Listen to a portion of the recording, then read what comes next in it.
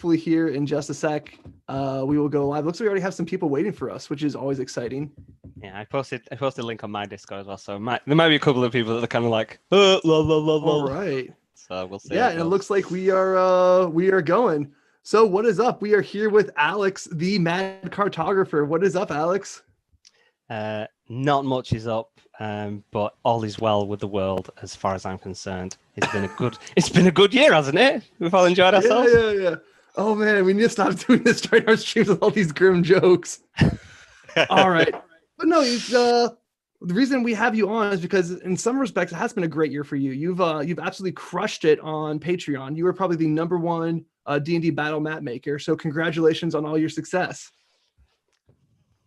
The #1 D&D battle mech. I mean, I'll take it, and I will probably print that out, and I will show it to the likes of Shibaku and Tom Gartos, and just shouting out a few other people, and Zach Ridge because he might be watching. But yeah, no, it's been good.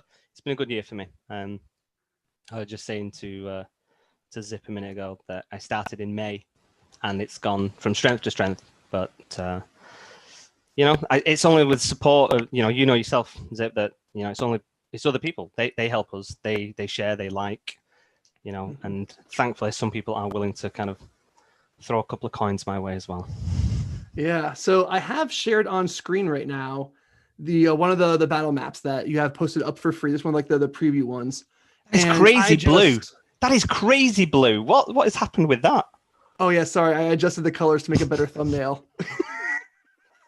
Okay. Yo, YouTuber got a YouTube. Yeah, that's fine. Okay. Okay. So looking at this, I was just blown away. Like I love the detail. I love how it almost tells a story. So I would just really like you to go ahead and like give me your thought process. What was going on when you made this, and what sort of goes into your head when you're sort of designing a map? Okay. Keeping in mind this is only a generally 45-minute stream, I'll try and keep some of these questions somewhat brief. But it's like you said, it tells a story. So when I'm making a map, and if I'm making a map for myself, it's generally different because you normally have the story get to a point and then you think, okay, I need a map to tell that story. Mm-hmm. Whereas when you're making a map that you're going to sell to other people, it has to be a bit more generic sometimes, I think. So I will kind of sit down, I will generally rough out a layout. And for me, that's one of the biggest pillars of it, that it can't just look nice. There's a map that looks good, but has no strategic element to it. It doesn't have verticality to it. There's no cover. You want your players to be able to use the mechanics of it. So when I'm sketching something out, I kind of keep that in mind first, but then I do approach it with the story. How would I use this? Okay, where would people be? Like looking at this map, there's going to be a little campfire. So, you think of where your entrance and exit points are going to be. Okay, if they come from here, what's the flow through this map? What's DM? What monsters are they going to use? Where would they put them? Where will other monsters be able to come in? And it changes from map to map. Like with my maps, a lot of them are these kind of 22 by 16 inch maps, which if you kind of see a lot of maps that are out there, they're massive. They're these huge poster maps, and I just think they're too big. I think you could easily get 1 or 2 encounters on a map this size. Because I don't know about you, Zip, but when I run a game, players just seem to want to fight in this 10 by 10 square and never move away from it. So yeah, I think narrative, how the story is going to be, what the flow is going to be, and what strategies the players can use.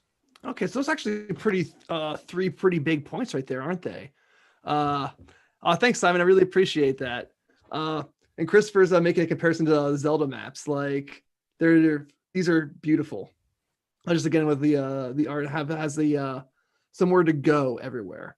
So you're talking about how the map's going to tell a story, has something for the players to do. Oh shoot, what was the third one?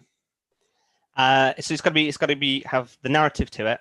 It's got to have the mechanics to it. Yeah. And I don't know, was there a third one? I think my two might have actually just merged into like a weird hybrid. there has to be something for the players to do, which I thought was really, really, really insightful right there, which is kind of cool. So let's sort of dive into this map right here. So using that in mind, I think the sort of oh man, there's a lot going on here, right? So I can think of a couple of different stories you could tell. Like people could be trying to fight over this bridge right here in the center. There could be people on one end, they have to fight across to get to the other. There's 2 tunnels right here. So maybe because something could be going in and out and they have to stop it in time. I think that adds an interesting element. And all these little ledges. Well, what are some stories that you might have had in mind when you were drawing this, when you were like sort of sketching it out? Like what's the little DM inside your head talking about? Yeah, I mean, you're asked. This is literally the first map I ever made. So this was like 6 months ago. So let me have a think. What? But I mean, to be fair, I think no. But that's the point. I guess it's supposed to. That the maps are supposed to be of a point where when you look at them, it inspires something in you anyway. So if I can't look at it now and feel inspired with a story, then that would be ridiculous. But I would say it's always you have to think who's going to be placed in there first. And I think with this map specifically. I kind of had this idea in my head that it was like a mine where the miners started going mad, because it's a weird thing. Like if you're gonna have miners in there, you have to give them a reason to want to fight everybody. So unless they're gonna be like Durgar and they'll just kind of fight anybody that turns up, there's this kind of, you've got to think, how is this going to be used? Because I can't make it for me. I have to make it that it's open enough for everybody to put something in. But it could be empty. It could be an empty one. You could have. Oh no, do we drop our call? Oh no, this is going to be terrible if we did. All right.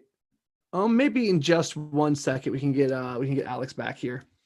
But so I'm going to go ahead and sort of think about the sort of things that I would do with this map, because I think the other sort of thing he was talking about were things for the monsters, or things for the players to do. That when you're having a battle map, Alex, you back? Oh, now we lost his voice. Oh, there we go. All systems are go. Okay, I think I'm back. I mean, I can hear you. I'll just type in the YouTube chat. It's fine. Simon here likes the fact that there are levels. Yeah, and that's one other thing, that there are definitely things for players to do, right? Like you can imagine that the rogue character is going to go ahead and run up this ladder, or maybe the ranger would, to use their bow. That if you put a cart here as a DM, if you put a little cart token, someone's going to get in there and try to push it. There's a fire pit right there you can push a baddie into. There's all sorts of glowing lights for them to investigate. You're right that this map really sort of inspires player action. It gives them something to interact with. And I think that's sort of I think one of the reasons that is so important is because when you give the player something to interact with within the world, that's how they get invested in the story that you're telling. And that's how you really get that immersion that we're all after. Yeah, for sure. You're saying about the cart a cart moving through. It's one of the things, that actual cart image there, I'm pretty sure that is a token. So I have like movable tokens that, because that someone's going to want to push a minecart through and use it for cover. And so I'm always kind of mindful when I release my maps, if I think there's like specific tokens that need using, then I kind of release them for free with the map. But yeah, I think because we all know that like the DM will have an idea of how they want it to be used, but the players are going to use it however they're going to use it. I think what I always try to do is leave it open enough that there's enough choice for the players to do whatever they want. I like there to be different avenues and routes across the map. I'm kind of not averse to, but like your classic dungeons where you've got the different rooms and there's a path going through it. For me, I try to still kind of get that feel, but on a single map. There's still lots of places you can go, but it's a little bit more open. That's a really interesting idea, like a single combat map acting almost like a little dungeon. Like there are different distinct areas of it. So when I play, I am mostly like minis and terrain, right? I've never done really a virtual tabletop. Most I would ever do is probably like show something like this on screen. So why don't you try to take a second, try to like walk me through why virtual tabletops are awesome, like why digital maps, some of the really great features of them. Go ahead and try to sell me on this. I think I'd say the most practical element. I mean, now with everything that's going on in the world anyway, it just allows you to play. But even that aside, like I think because obviously a lot of us map makers have seen a bit of a rise since people have been coming away from the table and they're now having to convert to Roll20, Foundry VTT, and they're having to play online. People are kind of like not worried because obviously we all want everything to get better, but that things are financially going to dip when people start going back to the table. And I'm of the opinion that it won't. I don't think will be impacted. I think there's going to be that many people that have now tried virtual tabletops that they will stick with them. But I think the difference will be is that even though you run your weekly game, that 1 day a week where you manage to get all your friends together, you can still play every night VTT with people from anywhere. You're not now limited with how often you can play by how often you can get your group together. You don't have to delay it because somebody can't make it that week and you can't, okay, well, we'll leave it for this week. So the accessibility of being able to play beyond your crowd is great. Because I know me, literally none of my friends, one friend now, I tell lie, but he lives like 80 miles away. None of my friends play D&D. They had no interest in it. So if I was trying to run an at the table game, it'd be difficult. So I've always played digitally. But I think it's the accessibility factor. I think you've got more choice. There's less prep. If you're trying to do something at the table and you're having to draw everything out yourself, you're having to build your own terrain. And for a lot of people, that's part of it. A lot of people love doing it, and I've dabbled it myself. But I think there's just that many really amazing maps out there that you kind of spoiled for choice. You can kind of do anything and go anywhere. Yeah, because seeing all this stuff. Yeah, I'm gonna go ahead and share another one. Ooh, I got this one pulled up. Let's do this one. I like this one better. This is the green one up now. Yeah, because just seeing some of these things up, it really sort of inspires me. Just saying, oh my gosh, that'd be great. And that's what's great about digital pieces. I think is just the huge access of it really gets your imagination flowing, and it's how easy it is to take that image and just put it in front of your players. Like you can imagine all sorts of wonderful things happening right in this scene. Like, is that acid down there? Is it like a pit full of ghosts? I don't know, just wonderful stuff. Yeah, I think people, and I don't know whether it's necessarily a generation thing and from video games, but I think people kind of require better visuals more. I think people start to drift away from the pen on the sketchboard or on the whiteboard. And you've always got the critical role effect when people see these great maps that are being made. I almost feel like if you were sat at a table pulling out the Lego blocks when they've seen people using Dwarven Forge and stuff, they're kind of like, what is this? This is not the experience that we were expecting. So I think the benefit of having doing a virtual tabletop is you get access to all that, without the cost of having to print out massive maps and things like that. And the scale, the scale alone, like you can have like these huge maps. You try to run something like what's the big caverns map called? I can't remember. I think Wailing Caverns, but that's World of Warcraft. Doesn't matter. Something that's 180 feet at 5 feet to an inch. That's huge. Exactly. Like where you're going to do that? You can't. That becomes a bit too theater of the mind, or you're breaking down the map that much that it just becomes a bit of a pain to navigate. Where with a virtual tabletop, you don't have that issue. Yeah. And of course, there's all sorts of other like the tricks you can pull with a virtual tabletop, like the fog of war, adding monsters in, things like that. And I guess it's easier to add other like personalized effects. You can give sound effects just to one specific player. And I can see there's definitely lots of appeal, but I think the artistry, right? It's a lot easier to share and just like suck people in this way because they're gonna be looking at a screen one way or another, right? Like even everyone has trouble getting their players not to look at their phones, and so they're gonna be looking at a screen another way. It might as well be filled with things that are sucking them right back into the game. Yeah, I mean, I'd say that's probably one of the bigger detriments of VTT, to be honest, because you're not sat at the table with somebody, because you have quiet players, but if somebody's being quiet but you can't see them and they're on a PC somewhere else, there's a good chance that they're browsing through Reddit, and you just don't know. So I think it kind of forces you to keep people engaged a lot more on tabletop. There's definitely, definitely pitfalls with it all. Just seen somebody pop up saying Minotaur's Maze poster map. I will load that up. If I can share my screen in a minute, this is a map. Yeah, absolutely. I think you just hit the little green button at the bottom, and then it'll let you share your screen. Yeah, it's a big map, so it's going to take a while to load up. Oh, no, that's fine. That's fine. The way I'm playing right now is I don't even get to see my players on screen. Like, I'm just facing away talking to the microphone. So I just hope that it's probably good for my mental health actually not seeing them. Yeah, it's definitely a hard point where you kind of have to trust. I don't know, maybe it forces you to be better at keeping your players engaged. It makes you think about that additional thing. What is everybody doing? Because I think it is quite easy to forget, especially when you've got the quiet players. You want to give everybody their agency. Especially when you're not in combat. Do you know what? I don't know what's worse. I think since we're talking about battle maps and I'm trying to push battle maps on VTT, I think that's actually the hardest point playing on VTT, because the time that it takes to move between turns and people are kind of like waiting for their turn to come around and you can't see them. Yeah, it's difficult. Oh, but, yeah. Because people get bored at the best of times when they're having to wait, for the wizard to choose which of his million spells he's going to cast. And I say this as a wizard. that is my main thing.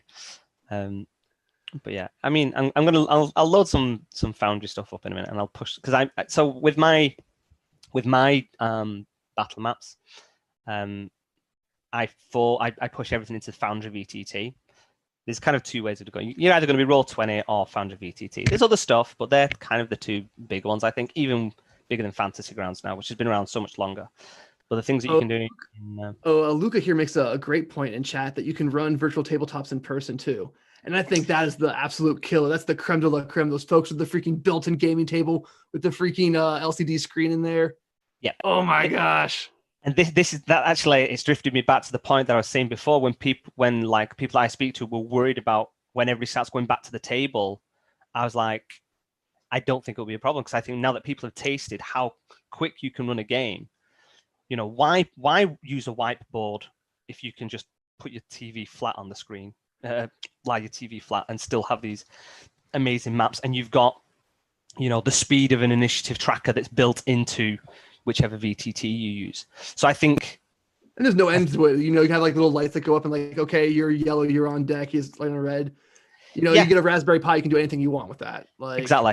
I mean, the only thing, take these lights and put them on my dining room table someday, I promise. Yeah, I think the only thing that I would, so if I was going to run an at the table game, and I love making terrain. I've kind of gone through the whole making out of foam. I was really big into Black Magic Crafts. I can remember when his YouTube channel just started off, and really loved his DM Scotty lives like 100 miles from me. See, that seems really far for me, but I guess where you are, that's actually relatively close. Oh, that's really, really close. Yeah. Yeah. The US. So I kind of really like binged on making physical maps. But I think now if I was going to run it, I would run virtual tabletop. The only thing that I would keep physical is actually rolling dice, because I love rolling dice. It's, the satisfaction of kind of rolling it and seeing what you've got, as opposed to clicking the button, it doesn't translate as well, I don't think. Is your map all loaded up? No, because I keep talking. No. No. Right, there we go. Labyrinth map. No, Labyrinth map. Oh, is it that one? I mean, there's no point in me even sharing yet, because this map. So every month on Patreon, I do a different theme. So I started with caverns. So the maps that you've shown so far, they were the first theme that I did, because I was starting off, and I'm quite asset focused when I make my maps. Mm-hmm. I had to build up my catalog, my library of assets, because I kind of use the same stuff throughout maps. So to try and do a cavern map one day, a forest map the next day, a city map the next day, was never going to happen. And because I was putting out, like in my first month, I put out 30 unique maps. I put a map out every day, which is why I was the MAD Cartographer. I was originally the map a day cartographer. That did not last. That did not last a long time. So I do themes. I do constant themes. So this labyrinth map was like a Patreon vote off the back of my mythic Greece. Definitely not Theros. What's it? Yeah, definitely not. So I was, yeah. So I, sorry, I'm trying to talk and concentrate and find this goddamn map as well. Oh no, that's fine. Oh, Killian just popped into the chat to say he really liked my engaging sessions video. Thank you, Killian. That's one of my favorite ones too. Ooh. So here, while you're doing that, while you're getting your map pulled up, I want to go ahead and pull up another one of yours that I have here that I really like too. Have I shared this one yet? So that one. So look at that one. Now look at the mine one. That is a variant of the mine one. It's the same exact same layout. So that's what I was kind of like doing. So I did like a lava pool one. So I used the same shape, but completely changed the variants around. So that's one of the big things that I do with my Patreon. When I do a variant, I try to make it as different as possible. Okay, so what are some things in this map that you think make it different than like it's just a normal lagoon in a lake? Like, what are some things you think kind of stand out to you? Okay, so for this map in particular, it's quite interesting. So where are the entrance and exit points? So you tell me. Oh, that's a great question. So is this a cave right here in the lower left-hand corner? So for me, that is like a hidden grotto. So if I was going to do that in VTT, that is like ivy, like an ivy wall. So in VTT, I could like wall that off, so players wouldn't know that there's like a room behind it. But I mean, it could be an entrance if you wanted it to be. But other than that, it looks like maybe the only ones are underwater because I don't see any like obvious ones. So this was my initial kind of test trying to do different things. So I released when I released the maps, the initial maps for this, and I've just released a bunch of DIY maps on Roll20. I released the actual cave mouth as an asset, so you could put it wherever you wanted to put it. Because I think where you enter the map massively changes how the map's going to work, and where you're going to leave the map changes it. If there's only 2 entrances, if there's 3 entrances, what's going to come from those different areas? So kind of letting people place down the entrances, I thought was like a novel idea and really good. Didn't appeal to everybody. A lot of people like, dude, I want. But so this is the thing. And for me, it was kind of like an exercise in people to look at maps differently, because I think when people use a cavern or a cave or something, they're always used to being these corridors and stuff, and it goes into another area, and then more corridors and goes into another. And I was like, it doesn't need to be. It's a cavern. You could literally climb in through the roof. There could be a hole in the roof, and you climb down into the cavern. You could come from under the water. You've got these assets to put the entrance and exit wherever you like. So it was kind of an attempt, because I was releasing all these different cavern maps. It was an attempt to say you can link these together however you want. You don't need these corridors running from one to the next. That was my thought process with it anyway. No, that's really cool. So it's not just maps then. You're also releasing the assets and the set pieces to them. So this cavern one, there's different pieces that you could connect together and different things you would drop on and say, okay, here's the entrance for this particular one. Yeah, this is it. It's just giving people options. My whole thing is trying to, because how I would use a map is different to how somebody else wants to use a map. If you put one entrance into here, then people are going to come in and go, okay, there's no exit to this room, or is there? And then it's up to you as the DM. It's like, well, maybe there's one in the water. So it kind of I think not having everything so obvious when you look at the map, it encourages exploration, which I think is a big part of it. That's why I try to make the maps look interesting. I try to put these little areas that people want to go and explore. That's another sort of a interesting point right there when you're making products for other people, is whether or not you want when you give them something to use, you want them to have one particular experience, or do you want to give them a tool so they can create their own? And I think that's kind of interesting. Like, I think that my initial idea would have been, okay, if I'm going to make maps, I'm going to do a map for this particular scenario. Like when you play this map, you were playing, you know, XYZ, it's going to happen like this. And you're going to have this great thing that I designed for you. But I kind of like this better. You're giving people the tools to create lots of different stories and sort of let the group's own organic intention sort of develop there. That's really interesting. Yeah, I think it's coming at this as a Patreon map maker. I think it is the approach when people are looking at what everybody else does. You need to decide how you want to kind of set your stall out with your Patreon. What kind of maps you want to offer? Are you going to offer these set piece maps where you've got, you know, a map that is in, you know, some astral bridge in the heavens? That's great, it stands out. Or are you going to be offering, you know, a forest crossroads? There's a million forest crossroads, but everybody needs a forest crossroads. How many people need an astral bridge with the gods? So that's something really interesting you said, like right before the stream. We had to take a timeout because I wanted to catch it for the viewers. That when you go about making a map, you just don't want to make like a grotto map or a bridge map. You want to make the one. You want to make sort of like the definitive version, right? Like that's sort of like you're setting a high goal for yourself, which is really, really great. I love that. Yeah, to an extent and where possible. There's certain things. So like if you're making a crossroads map, you know, or a bridge going over a river, there's a million of them. Mm-hmm. So I think to stand out and be the one is probably different. But when it's going to be something a little bit more iconic, and this is very much it was in relation to my most recent map that I did, which was for Curse of Strahd. Do you have like the JPEG? You can share it? Yeah, I'll just pull it up on my picture one sec. Actually, I've got it here. I'll open it in this instead. All right. Thank you, everybody in chat, for waiting around while I get this pulled up. It's I'm excited. I haven't seen it yet, so like I'm waiting with bated breath as well. Okay. So in the meantime, check out my $1 Patreon, where the stream's going to be. I leave these streams up for 24 hours afterwards.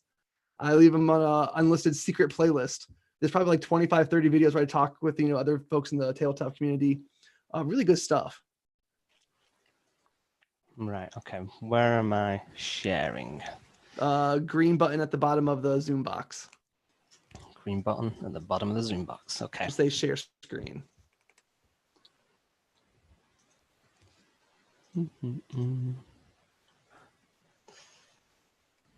Are we go? Sure.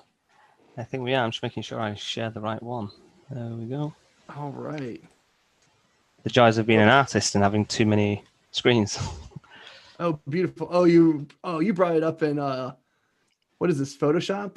This is Clip Studio Paint. I use everything in Clip Studio Paint. Don't get me started on Clip Studio Paint and the glory and beauty of it, because this is all I ever talk about to all of my Discord companions that make maps. I'm like, you need to use Clip Studio Paint. No, I use only Microsoft Paint. Only well, Paint.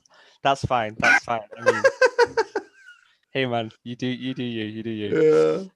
Okay, so so for those that don't know, this isn't like a spoiler or anything. So when I'm making maps that come from a module, I leave generally the ones that have already got an official map for them, particularly when it's stuff that's been done by Mike Schley, who does like Death House and all the Barovia stuff for Curse of Strahd. You know, if you've seen Mike Schley, you might not know his name, but you see his maps and you go, oh, the D&D map guy. So, because you can buy his stuff through his website, you can buy the maps. I'm like, you know, he's the guy that did like Cragmore. Okay, so that kind of art style. I'm not going to make maps that you can still buy off him, because that's, you know, that's crappy, and it's kind of like taking off somebody else. So when I'm doing the module stuff, style, why take his? Exactly. So so when I'm making maps from a module, I take the elements that haven't been, that there's no map of. It might be an iconic location. It might be, you know, something that's just mentioned briefly where you know that combat could happen there. And with Curse of Strahd, there is an area that is called the Sir Falls Bridge. It's this massive bridge that goes over this gorge, over this canyon, and there's like a big waterfall in the distance, but too far away for the battle map. So I was like, okay, this bridge has been made, you know, dozens of times. You can literally Google Surf Falls Bridge, and it will pull up a load of different ones. But they're all just bridges over a canyon. You know, they could be used for anything, and it's very generic enough that it can be used in a lot of different ways. But I was like, do you know what? No, if I'm making if I am making a map for this, I want this to be the Surf Falls Bridge. This is the one that people use. So that was my approach with this one. I love it, by the way. It's beautiful. Like it has like a storybook feel to it, but it's like not childish at the same time. It like has like a seriousness to it. Oh, yeah. So I kind of, that is book line. It's, oh, I love it. Really great stuff, man. Really great. My style is very cartoony, but it tries to be detailed and still realistic look cartoony. So this is the bridge. Big very bridge. Distinct hand. Yeah. You know, big point of interest bridge, you know, and like if you know, Curse of Strahd, you know, ravens, and you know, it's all about ravens and devils, and there's like this weird little archway little in the middle detail of it right there's. Oh. Yeah. Right there. Nerds love attention to detail. A little bit of moss in the cobbles and stuff like that. You can see the nose and the mustache of the gargoyle on that center torch. Look at that. That's crazy. So, you know, so this is a big boy. This is, if I put the grid on it, it is 20 by 50 inches. So it's a big map. It's a big map. And again, this is with VTT. To print out a full color 20 by 50. That's a big map. So VTT kind of gives you that benefit. So this is 20 by 50. So here's my big one. This is my labyrinth map, and this one I've been spending a long time on. What? So it's still rough around the edges. This is going to be like crazy slow trying to zoom in because this thing is massive and there's so many layers. Amazing, one of those things you can only do on a virtual tabletop. Like it doesn't work at all on minis in a grid. Yeah, you can't hide it. The fog of war is ridiculous, and mazes in themselves they can be really they're trying boring. to build a thing with. I use DM Scotty's wall, so I have like these little like 12-inch, 6-inch, 4-inch wall pieces I just place down. You can never do something like this because you'd be constantly swapping them out. Yeah, it becomes really impractical. Oh, look at those stairs! Oh my gosh, this is so cool. So this is one, and this when it's finished is going to go into Foundry.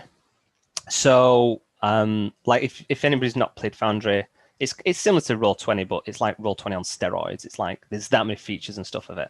So like all this will be walled off. So people can only see the area that they're in. It's complete fog of war everywhere else. But when I was designing this, because labyrinths can be generally quite boring, my whole concept with it, one of the things you can do with Foundry is because you can have all the walls attached to areas. There is the big concept with this is, bear with me 1 second, is that you would come down, so it's not in the right position at the moment. You would enter the labyrinth in the middle of the labyrinth, not at one end. You try to find your way through the other. You're going to come in here. The starting position for this labyrinth would be there. So this whole section is a tile that in VTT can be rotated. So what? when players, yeah. So that's so mean. You could put them in a labyrinth and then change it around in the middle. The middle area does. There you go. Zach said it. This is going to be the definitive labyrinth map. Listen, I'm not making a labyrinth map. I'm making the labyrinth. Oh my gosh, I love it. So there's going to be areas in the map where these little turn things here, when players trigger them, it's gonna turn that tile, and you can do this in the VTT, and the players won't know that it's happened. So when they come back to this central section, it's closed off the exit. Once you've turned it, it's opened up new areas that you couldn't previously get to. So my whole thing with this labyrinth was not that you are trying to find your way through the labyrinth. You keep coming back to the same point because otherwise it's boring. You know, it becomes more exploration based than, okay, let's put our hand on one wall and just trace around until we find the exit. You know, that's lame. So there's kind of like, you know, there's all these little side areas. And so there's like this kind of cool thing that I had. So the scale on this is a bit of a different one. when I do my maps, I have like stone tiles as being 2.5 feet. So 1 inch 5 foot square is 4 tiles. Yes, four little because squares. yeah, so it's 4 little squares. So, but because there's no items on this, you could quite easily run it at being double the size. So it could be, 80 by 160 or whatever it was. If you wanted each of these squares to be thingy, but to scale, when the grid is up, let me throw the grid up. If it's sized up right, he chose poorly. See, I just want to say, like, another characteristic that makes this a great map is already, like, my mind is racing of all the things I'd put in there. Like, oh my gosh, I need to put a Medusa in this labyrinth. Like, I need to put like a flame arrow trap here and a scythe. Like, What you need here to needs to do be the with this, chalice of fire. what you need to do with this is let players know as they go in that there are 3 gelatinous cubes roaming around. But you don't know, because like these are like 10 foot wide here. And so these are, so the reason for this was this first section's opened up. So this is where you would start. And there's like a little bottleneck bit here. This is all 10 foot wide because this is the size for a large creature, such as a Minotaur. Whereas these little side alcoves, the Minotaur can't get in this bit. So you know that when you need to go to the other side or whatever, you need to avoid this Minotaur because he's gonna rough you up big time. So the kind of like every time they have to go into the middle area, it's got, it's a lot larger. But they can kind of escape him. Apart from at the end when they turn the final thing, and it opens up. I think it's the last point. Oh yeah, there you go. So the last turn, when you found the last of the things, it opens up the top part of the map, which I'll show you in a minute. But it also opened up this bit, so now the Minotaur can get in here. So for the final bit, the Minotaur's chasing you down. I kind of have it in my head that this is the thing about the narrative where you're saying, like, when I make a map, what am I thinking? My story behind it is this Minotaur isn't dying easy, okay? It's kind of like some cursed, you run from this Minotaur. He's Mr. X from Resident Evil. He's barging through walls, and you just got to kind of keep avoiding him. But you just released the map, right? Like, you don't release like a bunch of content to fill all these rooms. With this one, I will probably have to release at least a bit of a narrative. Oh man, see, there you go. Now you're on a whole like thing right here. It could be a whole like prepackaged adventure module thing. You could run as a convention online. Yes, exactly. Lots of possibilities. It's gonna be a lot of fun. So if I had like 8 hours on a Saturday, I would totally sit around and do a mega dungeon all day long. So there you go. And this is the top. This is the top part of it as well. So this whole top area is 10 feet. So once you release the Minotaur at the last bit, he can get you everywhere now. He's coming for you. You can't escape him. So you've got to kind of complete your other objectives. So that's the Labyrinth map. I love this map so much. It's just taking so long to do. Oh man, absolutely wild. Absolutely wild. Yeah, I've got like moving walls and stuff. Say again? Oh, do you have another map pulled up there? So that's the Surbridge. Let's have a look what else I've got. Let's find some of my favorites. So at the moment I've been doing Rime of the Frost Maiden. And so let's pull this over here. So this whole theme at the moment was Rime of the Frost Maiden meets Curse of Strahd, because you've got like the Selenka Pass with Curse of Strahd in Barovia. So there's enough crossover there that they can both work. Let's have a look what I've recently done. Ooh, a 16-bit tile set. That's not a bad idea. That's a whole nother way you could go, like really minimalist, or really try to get that retro aesthetic. 16. Do you know what? I did a collaboration with a guy from Adventure Music, and he like does the music, and I did an accompanying map, and he did this little 8-bit track, and I was like, dude, I need to make an 8-bit map for this. It'd be like so good. But it was like one of those things that for it to be so niche and just for the lols, I was like, it's just going to take me far too long to do it. So it was unfortunately one of those great ideas that never kind of saw fulfillment. All right, so here's another thing about virtual maps, right? Like, and again, like I'm a hardcore crafter minis person. Like that's a huge part of the hobby for me. But the amount of effort it would take me to get something like this, like specifically, it would have bats on it. We're gonna have ravens. We're gonna have dragons. Like, that's a huge pain in the butt to get something super specific for that one specific adventure. Whereas if you're doing virtual stuff, someone's like, they're not making it for themselves. They're not putting forth all this effort to use this one map this one time. It's going to be for everybody. So of course you can find really specific things. Yeah, you absolutely can. Is this for shoot. What's the new adventure I'm playing? Rhyme of Frostmaiden. No, the other one. I Well, don't know you which just one you play. you just told me what adventure it is. Okay. But again, this is one of Yeah, those I'm the Frost maps. Maiden. Yeah. It's from Frostmaiden, but this is one of those where there's no map for this. This is my reinterpretation of some stuff that might work. That you could use this, and you could Is use it that for like anything else. the abandoned traders caravan or something like that? So that is a sled that's being carried, Yeah. and then this is a goblin wagon being pulled by polar bears. What? What? I haven't gotten to that part. This is awesome. But the thing is, you might not do because it's one of those things that kind of gets referenced. Are you playing it or running it? Are you playing in it? I'm playing in it. Yeah.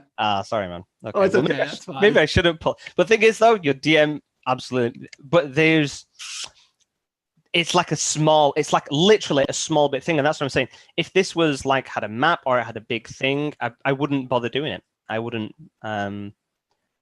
bother making anything for it. So it's basically there as supported content. But like even that map, I do a variation where there's no polar bear thing on it. But yeah, sorry, I didn't realize. I should have thought more about what I'm going to share. No, that's okay. That's the other things. Normally, I just want to sort of just chatting with people. What your thought process? So, if you're making a map, what's this one? This is Gates of Barovia. So this is based off like the official artwork. I'll pull the official artwork up. So like when I'm making them up, like sometimes I have an idea of what I want to do. I've started like with the Curse of Strahd stuff because there's so many interesting places. I was like, oh, there needs to be a map, and there needs to be a cool map for this. So this was, and literally nothing happens here. There's not even an encounter that happens in this location. It's just mentioned, and then there's like official artwork. So I was like, oh, do you know what? Let's just make something for it because it's such. Oh yeah. So when you're going like sprucing things up like that, like what sort of things do you add in? Like what sort of things do you put in to make it more interesting to actually serve as a battle map instead of just a location mentioned? Again, with me, if it's an outside thing, just throw cliffs everywhere. Just throw cliffs or ledges. Like if you can have something that, with every map, you should have stuff that forces your players to move around. Always. If it's not, don't bring. I always find don't bring the combat to them all the time because they will just fight in that little spot. The warrior will sit there. He'll defend everybody else. Everybody sits on the back line. If you have archers on a ledge, they need dealing with. Are you going to leave it to just the ranged people to deal with that? Have stuff that kind of keeps people moving around. So I think the more you can spread things out, the more ledges you've got, the more cover you've got. It forces players to utilize it more if they want to. Because if they see a bush, like I'm going to take cover. If they see a ledge, like I'm going to go up on that ledge and take vantage point. But it also means you kind of, as a DM, it gives the DM options to create more dynamic combat, more cinematic stuff. So like with this one, this was literally just from this. I mean, no, you'll always remember that fight. Oh yes, the fight. It's around the statues with no heads. Like, yeah, exactly. And this is the thing. So this is just one of those things that when you are entering Barovia, DM will kind of share that, and that's it. You just kind of go through the gates. There's nothing that necessarily happens there. It's just a point of interest. But it's such a cool, iconic point of interest that the DM has to use something like that. They have to kind of use that location. What's the point in just loading up? So I was like, okay, let's make a map for it. And kind of that's what I did. So I always have different approaches on how and why I do stuff. If I'm doing a theme based around modules, or like I did my Mythic Greece when the Mythic Odysseys of Theros came out. So I was like, okay, I need to make a Medusa lair, and I'll do like a big maelstrom with a trireme boat, and I kind of picking bits that are going to support that kind of adventure. That's really cool. Like you are using maps as a way to highlight different areas of adventures. Say, hey DMs, pay attention to this. This is cooler than you think, and you can have an encounter here. Something that would otherwise be missed, that they're not going to get more utility out of because of the maps that you have. That's a really, really cool thing. Yeah, exactly. And it's one of those things where I provide I provide like the color variants and stuff. So you've got a general day one, but what if you wanted some like random blood moon or something that was happening? Oh, that's cool. You got a blood moon, you got you just got nighttime. And these are the things that you can kind of like use in tabletop quite easily. If you wanted to do that at the table, well, you're going to print 3 maps out. It's never gonna happen. If you go back through the gates of Barovia at night, okay, I'm going to get out the day map again. Nah, load up a night map. Oh man, I'm really enamored with this. Okay, so really fast before we're almost out of our allotted time. So let's say that somebody wants to get into drawing maps, right? Or trying to make interesting things. Or like your like one biggest tip for them. Like what's the one big takeaway? To get into drawing maps, copy other people. There's a lot of map makers out there. It's you have to kind of start at the basics. I'm giving like 8 different pieces of advice already. Okay, one big piece of advice would be you don't need it to be this pretty. Go for function over form. If you can just draw the ledges and draw some little dots at the bottom of the ledge so you know which way the elevation is, that's great. That's 9 times out of 10, that's all your players will need. So learn how to draw the function of a map. I can't tell you how to draw maps how I draw maps because I need to teach you how to draw, and that takes much longer. For people that are just wanting to kind of make their own stuff, then yeah, just kind of like look how other people do it. Look how other people denote height. When you're doing pure top down, how are you going to show how high something is? Yeah, function over form. Function over form. All right, sounds good. Well, really fast, all of your Patreon stuff is in the description. When you join your Patreon, you get huge map packs every single month, right? You do. For normal map packs, you can get them, use them, however you use them, but I also do dynamic Foundry VTT maps. So if you are a Foundry user, I have currently 350 plus maps that are fully walled, fully lit, sound effects on there, ambient sounds, and they're really, really good. If I do say so myself. All the bells and whistles. Like I said, the absolute best map maker on Patreon. If you like this stream, you check out my Patreon. I have a bunch of others where I talk about all sorts of things: game design, adventure writing, and now map making. If you have some thoughts on this, be sure to let me know in the comments below. Well, thank you very much.